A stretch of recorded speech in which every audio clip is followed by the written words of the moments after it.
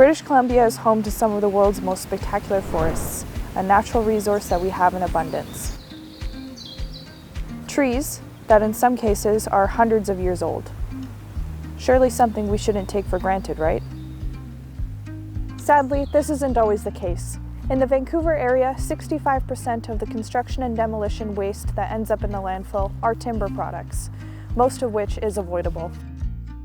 At SMT, it's our mission to improve construction practices that will create a sustainable and economic future, one that will support the construction industry as a whole and the communities that we serve.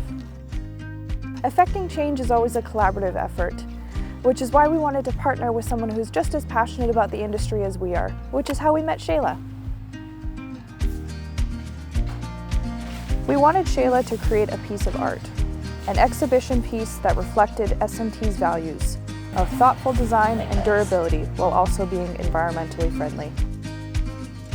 I started woodworking about 6 or 7 years ago. When I was approached by SMT to build a birdhouse for them, I was really excited about the opportunity because of the way that they work in the construction industry to minimize waste.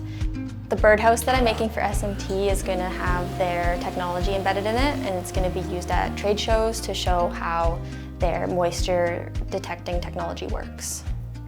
So I was just thinking about where we're going to put the sensors and how we're going to incorporate it into the birdhouse. So I was thinking of leaving our kit down here on the side and then putting our sensor here. What do you think? My first job was in a cabinet making shop where I was building cabinets, kitchens, architectural millwork. It was in the shop that I realized how wasteful the industry is, and I was seeing how much plywood, MDF, and even solid wood was going into the garbage. I talked to my boss and some of my coworkers about how much wood we were throwing in the garbage and learned that it was cheaper to throw it out than to actually keep it. The amount of wood that we were throwing out every day just wasn't sitting right with me. I started using the waste wood at the shop I was working at to create some artistic projects, including cutting boards. My biggest lesson there was that you can use what would be considered to be waste lumber to make something, even if it's just a cutting board. It turned what would have gone into the garbage back into a useful object that we can circulate in our homes.